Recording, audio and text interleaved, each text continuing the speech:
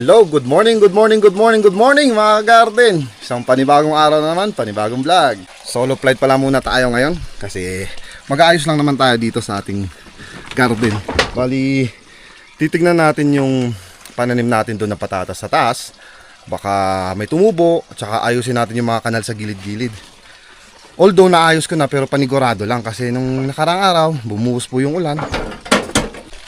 Yung kailangan natin to, gabyon. Uy.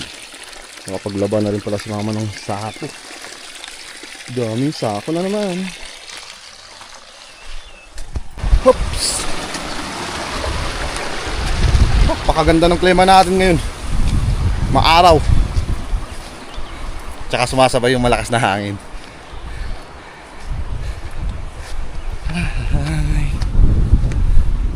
Ayun, kailangan ibaba pa dito yung traktor. Kasi kailangan traktorin na rin to. Tatamnan natin to eh. Pero tignan muna natin doon. Sa taas muna tayo. Andun din lang yung kalabaw natin eh. Yeah. Yun. Ha! Hinihingal ako agad ah. Hindi na nila kinuha yung repolyo dito. Sayang yung iba. Paano ba naman kasi? Angat baba, angat baba. Parehas sila ng patatas. Sumasabay sila eh. Angat, bababa. Ganun talaga. Pag minsan na oversupply. Ay, sarap. Pahinga dito sa may lilim. Huhuy. Kumusta na kayong tanim natin dito? May tumubo na kaya? Baka damo. Yun pa pala.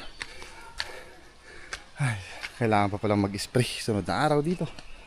Ayan yung kalabaw po natin. Tignan ko mamaya kung may pwersa pa ako. Bababa ko yan.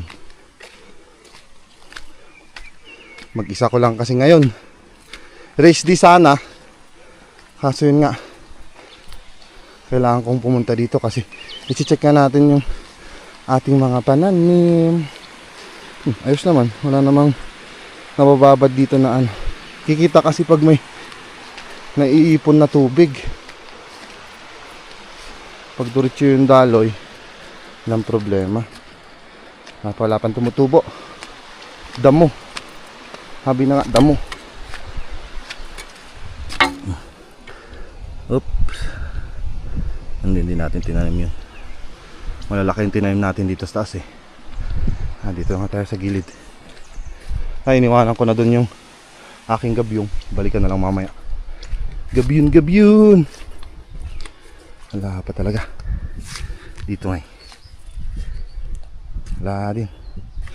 Ito mga damo lang. Meron.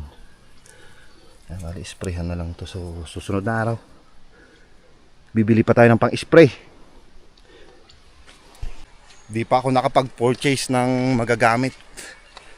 Alis sa sunod na araw siguro.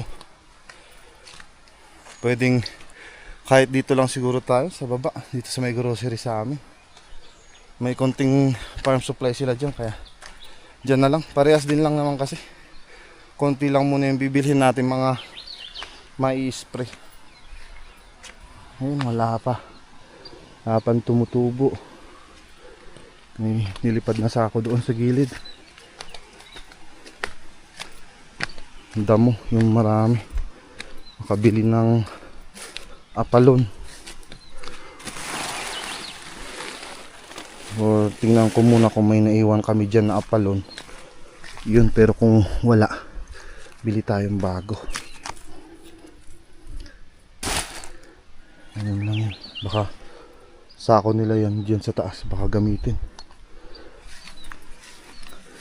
Wala nga, pero maayos naman yung ating irigasyon, kanal. Wala pa, matagal pa talaga to. Mga isang linggo pa siguro. Ilang araw pa. Bali ano na ngayon to eh. May 5 days, 4 days na siguro atang tinanim natin to. Wala pa rin. Bagay, malilit kasi yung tubo ng ating tinanim dito na patatas. Ayun yung naayos ko nung last. Yung ano nito, tayak-takan. Nadali nitong patubig natin. Magdamag eh. Wala, maayos yung kanal. Ayun, baba na tayo. Pwede atang saglitan ko tong traktor ah. Unti-unti. Kahit mag-isa ko lang. Wala, ganun talaga. Alam nyo kasi, pag minsan yung gusto mo magpahinga pero may iniisip ka na trabaho dito sa garden, hindi ka rin makapagpahinga ng gusto. Kaya yun, pinagbigyan ko yung sarili ko. Pumunta ako dito kahit mag-isa ko lang. Tanggalin na nga natin itong tali ang maibaba. Ayun, nilipad pala yung isang plastic dun sa may repolyo. Sa lakas ng hangin. Hanapan na lang ng diskarte ito mamaya kung saan pwedeng ipatong para maibaba na doon. Sumabit pala.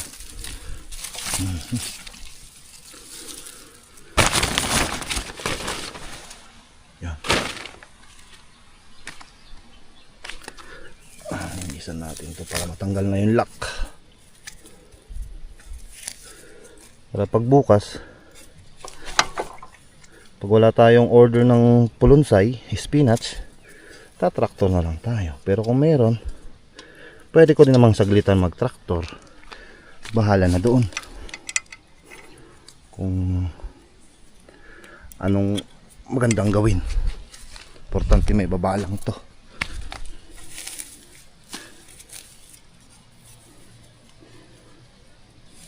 Wah, masabit yung kamay ko. Ching! Ay. Wah, higpit.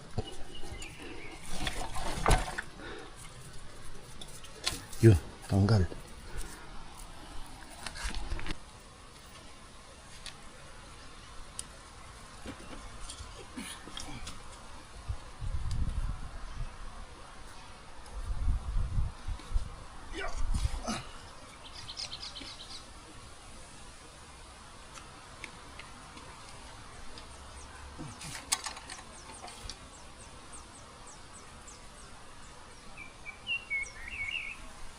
Mahirap talaga pag mag-isa pa.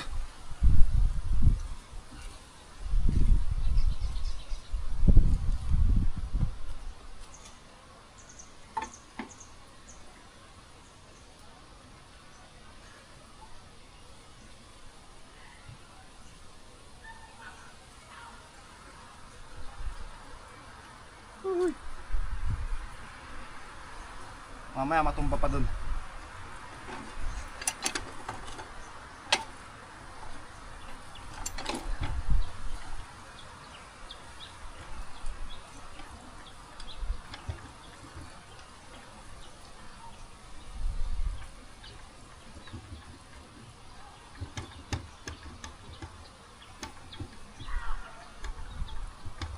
Oops. Nice one.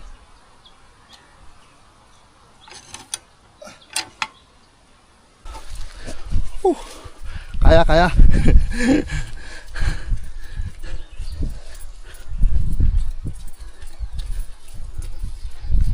Ay, parang gumaan. Oops. Ayan. Kapapa lang tayo. Kaya dahan-dahan. Slowly but sure. Success! Dito na. Kunin na natin ulit yung mga blade dun. Kailangan natin to. Uy! Yun, yung hangin. Sabay humangin. Malapit lang pinagbabang ko eh. Hingal ako agad ba? Happy. Kunin natin pati itong plastic. Ito. Lipad. Tsaka yung blade.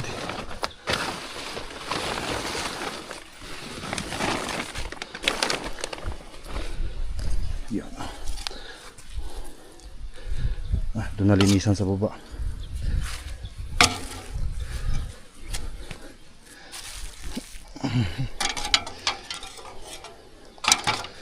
Yan, kumagat.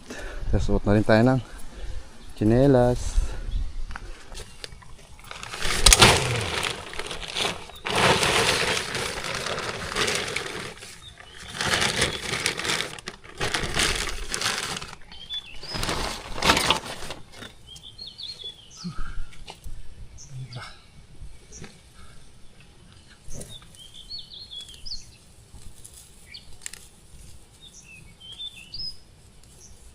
Inisa na natin ng ilagay na. Oops. Tama ba?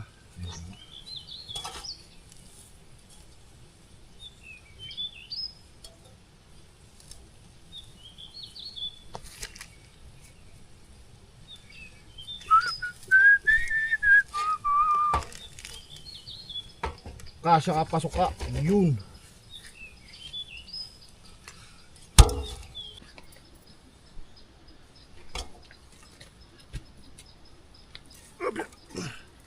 Oops.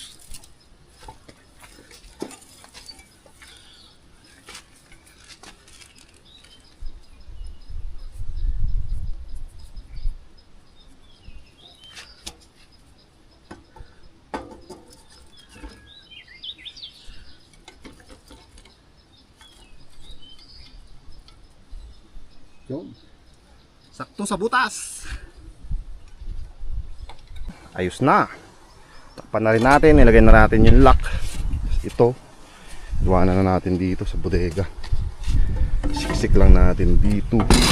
Gamitin natin bukas in case na mag-tractor, para hindi na bitbitin na naman na ibababa, just iakyat na naman. Ayan, baba na po tayo. Hugas tayong paa. Madulas.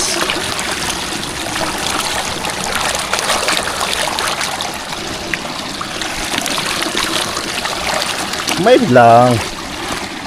Tanggal lang yung dulas niya. Okay. Nabungkal na pala ni mama to. Nasaan yung papatraktor niya? Baka ito siguro sa taas. Ayun, oo nga. Ito nga. Yung isang mahabang terrace. Nakapila yung tatraktorin natin. Okay lang yun, bukas na. Pahinga muna. Pag ganun kasi nililipat ko yung traktor, hindi ko tinatrabaho agad. Napahinga ako muna. Kailangan nating alagaan din. Mahirap na pag may nasira dyan. Kailangan repairin. Diba? Kaya mas mabuting alagaan natin para walang masira. Para tumagal. Ito, natamnan na rin ni mama eh. Tumubo. Yan. Wansoy. Coriander ata tinanim ni mama dito ah. Ay, hindi. Parang pulunsay. Spinach din pala tinanim ni mama. Ayan dito yung binhi kasi sa sa ano niya may tumubo, nahulog yung binhi niya doon. Spinach. Tsaka dito rin natamnan na rin ni mama to eh. Ito ata yung coriander. Ayun, tama, coriander. Ayan, ang daming tumubo sa isang linyo. Sumasabay din yung damo. Yabong na rin yung parsley ni mama dito. Tapos yung parsley po natin matanda dito, wala na. Nasira na. Kailangan na natin damuhan din to sa susunod na araw din. Kaya tuloy-tuloy yung trabaho natin. Pag nadamuhan to, bahala na kung anong itatanim dito. Sayang nito isang terrace na to. Kahit ganyan lang yan, Malaki din yung perang nakuha namin dito dahil lang sa parsley. Naabutan kasi namin dyan yung 200 per kilo noon, pero nakukuha lang namin noon is ano lang, 8 kilos, 7 kilos, mga ganun lang nakuha namin. Okay na rin yun. Talo pa nyo yung mga hinaharvest natin na 18, 17 kilos na tig 30, 25. Mas malaki kita noon dun. Ngayon talagang sobrang daming nagtanim, na oversupply. Nandito naman tayo sa may binhi po nating mga sari-sari. Yun, tuyo na naman. Natuyo na naman. Yun, nagsitubuan na po yung ating sili. Dami ng tumubo. Sa kamatis. 1, 2, 3, 4, 5, 5. Sumusunod tayo yung langaw. Na, patubigan natin ulit. Gid tayo dito. Ayan na, patapos na. Lagi ko na lang pinapakita sa inyo, patapos na. Siyempre, para mas mabilis, di ba? Ayan, basang-basa. Basa na rin naman yung dito. Wala talaga. Dami na mamamatay sa mga cauliflower natin. Okay lang. Ilan na yung tumubo, yun yung tatanim. Ito yung sili. Yung gusto kong itanim. Try natin. Ngayon lang ako magtatanim ng ganito. Sili. Tsaka kamatis. Kamatis na to, kaso nga tatlong pira, ay 4 na piraso yung tumubo. Damo pala yung iba. Ano, patubigan pa rin natin. Malay nyo, late lang tumubo. Isang buwan na rin yung binhi natin na to. Ganun talaga pala pag hindi natin binabad yung binhi, tsaka natin ipupunla. Kailangan pala binabad pala to. Yung sabi dun ng mga nagtatanim ng sili tsaka kamatis, binababad muna nila yung simila. Parang ginagawa din pala namin sa ano, sa coriander. Ganun pala. Now I know. Bali, testing lang naman, wala masama, di ba? Ay, okay na. Sira natin ulit. Maya kasi dito magpwesto yung ligaw na pusa. Okay. Dito na rin lang tayo. Check natin yung binhi natin patatas. Yan. Baho. Bango ng ating in-spray. Ang magandang sinyalis yun, ibig sabihin. Hindi pa nag-expose. So, pwede pa yan siguro. Tingnan lang natin, baka may pumustong kaibigan na naman. Pero wala, mabaho pa yan. Pag ganyan mabaho pa, wala pa yan. In case lang, ganun lagi. Lagi i-check natin. Dito naman tayo sa binhi ni Kuya. Yan. Ganda naman. Lang i-check din natin. Baka sa mga pag-ipagitan na yan eh. May kaibigan. Dapat pala nagpabili ako sa kanya ng pang lason. Kaso mahirap kasi pag dito ilagay. Yung mga ano lang sana, yung para pang, diba may mga panlaso naman ng daga na nabibiling tabletas na mga ganyan. Pabili sana, tapos ilagay lang dito sa mga pagipagitan dyan. Pero hindi ko rin alam kung kailan niya bibit kukunin to. Ito yung mga ganito yung gusto ko sanang binhi. Kasi pag yung mga ganyang binhi, makalat, malawak yung tatamnan. Pero okay na rin yun, at least meron tayong XXX. Maganda rin naman yung XXX. Kasi uulitin natin dito sa Bugyas. Ito kasi sa Sinto Mountain Province dadalhin to ni na Kuya, doon kasi nagtatrabaho si Kuya ngayon. Bali doon siya nakikitanim. Supply sila. Bali style ng supply kasi porsyentuhan yun. Ito, marami din siya naitago. Meron din doon silang naitago doon. May mga nakuha sila mga binhi din doon na patatas na iba.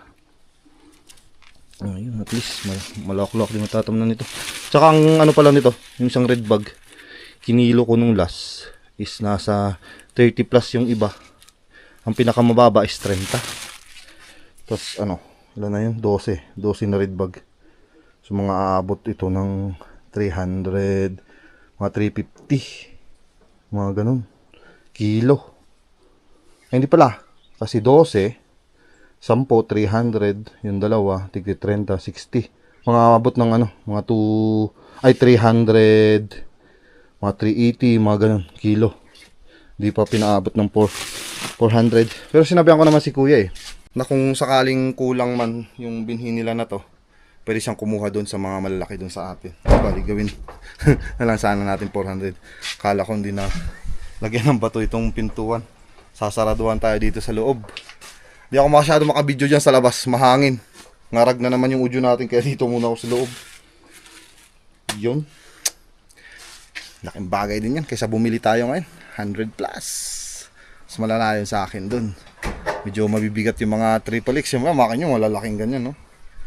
Yung binhi natin na yun. Mga siguro, aabot yun ng 4 na sako yun, sabihin mo. Mga nasa ano siguro 250 kilos din yun sa akin dun.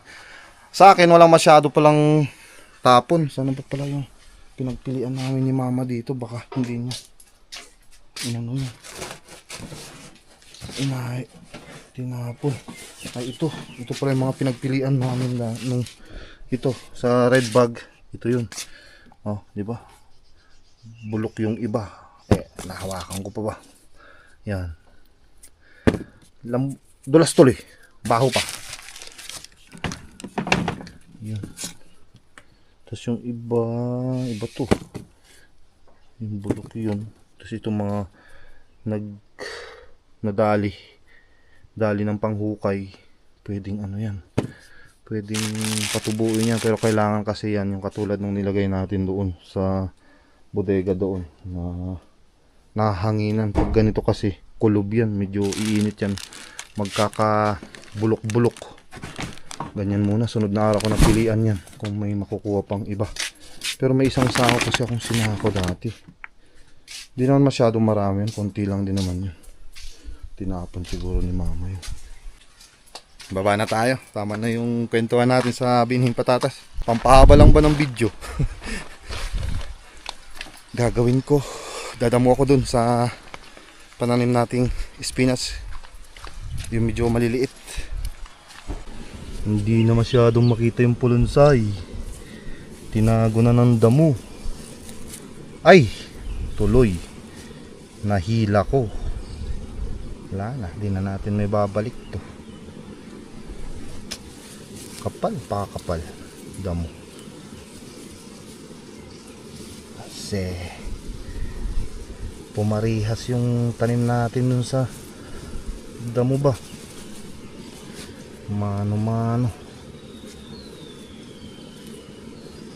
Uy, hindi ko na makita masyado.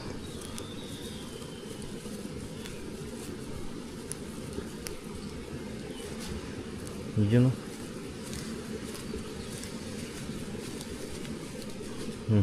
Natanggal tuloy dito yan, ditong isa. Ito na lang naiwan. Kadikit pa.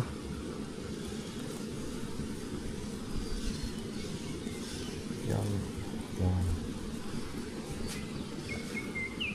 Kailangan 2 kamay ang gamitin para yung isa pang check dun sa spinach. Walang tubo iso.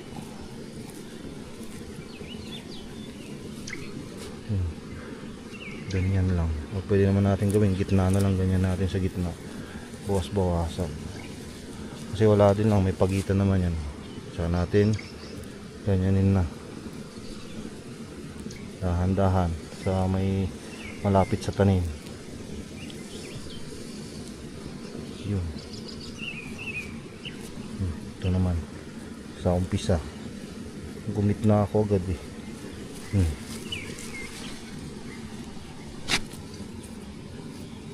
Ay, mahirap talaga pag mag-isang kamay. Kailangan 2. So mamaya ulit. Yan na yung nadamuhan ko. Yan lang oh. Sobrang lambot. Nahihila yung pananim, yung pulunsay. Kaya hinto muna natin. Sunod na araw na lang to. Wala eh. Dami kong talagang nakukuha kanina na spinach. Sumusunod sa damo. Pakalambot. Tsaka ito nga, tignan nga natin kung magre-revive itong medyo nalanta na oh. Pati yung ugat niya kasi nagagalaw. Mamaya malinisan natin hanggang dyan yan eh. Pag umaraw ng mainit to, baka malanta lahat, masira pa, wala tayong maaani pag ganun mga ka-garden. So wag na muna to, pasensya na mga ka-garden. Nakala ko eh hindi ganyan kalambot yung lupa, sumusunod talaga. Yun, akyat ulit ako dun sa taas. Tignan ko na nga lang kung may laman yung grass cutter natin na gasolina. Grass cutter na lang tayo dun sa tabi nung parsley natin, para kung sakaling wala man, uwi na tayo at na makabili ulit ng gasolina. Yung sa tractor din pala natin, check ko nga rin kung may krudo pa yung dito. Parang alam ko may iniwan ako nung last eh. Although kalahati yung tangke natin doon, kayang-kaya pa yun hanggang doon kay mama dito sa kabila. Pero dito sa baba na to, para minsan na bili tayo ng gasolina tsaka krudo. Ayun, hanapin nga natin dito.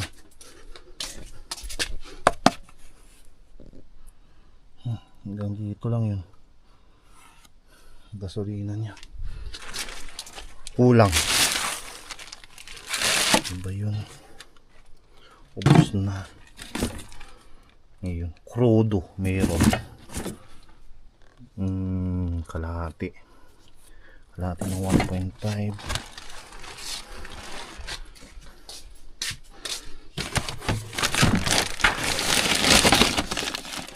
Terus wala na.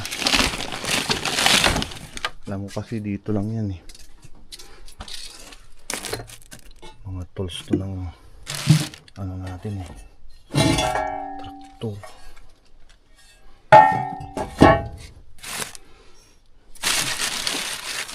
Wala nga iba to, pinag-change oil lang yun. Yun, yung mga engine oil natin yun. Wala lang gasolina, kaya baba na po tayo. Uwi na naman para makabili dyan sa baba. Kung wala man dyan, doon tayo sa bayan bibili. Pero bago tayo umuwi, bubuhatin ko muna itong kahoy dito para may panggatong tayo doon sa bahay. May naayos kasi akong lutuan doon. Kahoy ang gagamitin para makatipid-tipid mga kagarden. Importante lang naman nakyatan natin yung main purpose natin, yung sa patatas doon sa taas, yung sa kanal niya. Yun lang naman yung dahilan talaga kung bakit ako umakyat ngayon araw na to. Walang tayong sakong tuyo. Tuyo din. Ano yun ng hangin. Ito yung kukunin ko. Alnos tree. Tara, uyan na mga kagarden. Maraming salamat po ulit sa pagsama sa akin sa araw na to. Mag-ingat po kayo palagi mga kagarden, and God bless. Happy farming!